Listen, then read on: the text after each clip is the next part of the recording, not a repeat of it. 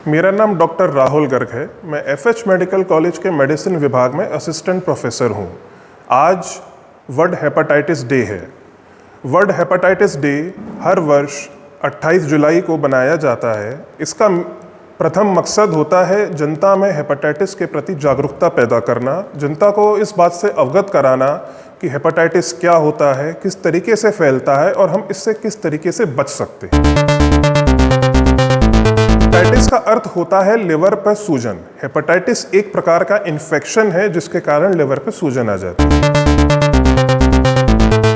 ये हेपेटाइटिस 5 तरीके के वायरस से होता है: hepatitis A, hepatitis B, hepatitis C, hepatitis D और हेपेटाइटिस ई। इसमें से सबसे ज़्यादा खतरनाक हेपेटाइटिस सी वायरस को बताते हैं।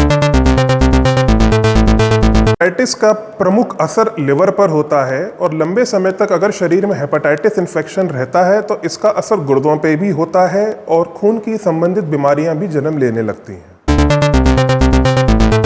ये हेपेटाइटिस ए और हेपेटाइटिस ई का प्रमुख स्रोत है गंदा खाना और गंदा पानी। अगर बच्चे या बड़े या नौजवान गंदा खाने का इस्तेमाल करते हैं, बिना धोए सब्जी और फलों का इस्तेमाल करते हैं, तो इसका फैलने का खतरा हेपेटाइटिस ए और ई का ज़्यादा होता है। हेपेटाइटिस बी और सी का फैलने का प्रमुख कारण है अनसेफ सेक्स। जो सेक्स संबंधी बीमारियां होती हैं उनसे हेपेटाइटिस बी का ज़्यादा खतरा होता है। और अगर माँ हेपेटाइटिस बी या सी से ग्रसित है तो नवजात शिशु को हेपेटाइटिस बी और सी का खतरा बहुत ज़्यादा होता है। अगर किसी डॉक्टर पे हम जाकर सुई लगवाते हैं तो हमें इस चीज़ को देखना है कि उस सुई किसी दूसरे मरीज पे इस्तेमाल ना की गई हो। ऐसी सुई से भी हेपेटाइटिस का खतरा बढ़ जाता है। खून चढ़वाने से पहले भी इस चीज़ का ध्यान रखना होता है कि हमें ग्रसित खून से भी हेपेटाइटिस बी और सी का खतरा बढ़ जाता है। कुछ लोग अपने शरीर पर टैटू गड़वाते हैं, उनसे भी हेपेटाइटिस बी और सी का खतरा बढ़ जाता है। भूख ना लगना, पेट दर्द, बुखार, उल्टी, पूरे शरीर में थकान और पीलिया, ये लक्षण हेपेटाइटिस की तरफ इशारा करते हैं। हेपेटाइटिस ए और ई से बचने के लिए जरूरी है कि आप अगर बाजार से कोई खाना या कोई फल लाते हैं, कोई सब्जी लाते हैं, तो उन्हें पहले धोएं और फिर इस्तेमाल करें गर्म करके। और खाने से पहले साबुन से हाथ धोना ना भूलें।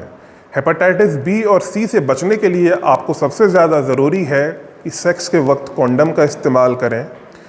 और खून चढ़वाने से पहले ये ज़रूर देख लें कि उसके ऊपर ये लेबल ज़रूर लगा हो कि ये ब्लड HIV, HbS, AG और anti-HCV मतलब हेपेटाइटिस बी, सी और HIV के लिए चेक किया जा चुका है। टैटू गुदवाने से पहले इस बात का ध्यान रखें कि वह नीडल सिर्फ आप ही के लिए इस्तेमाल हो रखी हो, किसी और पे इस्तेमाल ना हुई हो। और किसी भी डॉक्टर पे या किसी भी PHC या CHC पर जाकर अगर आप कोई भी इंजेक्शन लगवाएं तो आप ध्यान रखें कि सुई आपके सामने ही खोली जाए, किसी और के इस्तेमाल की हुई सुई आप पे ना लगाई जाए।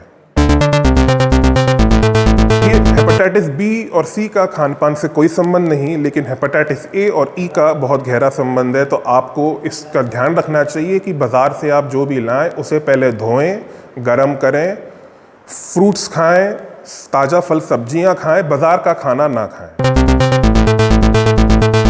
देखिए, प्रति वर्ष हमारे पूरे विश्व में 13 लाख जानें हेपेटाइटिस के कारण जाती हैं। तो हमें इसके प्रति जागरूक रहना ज़रूरी है।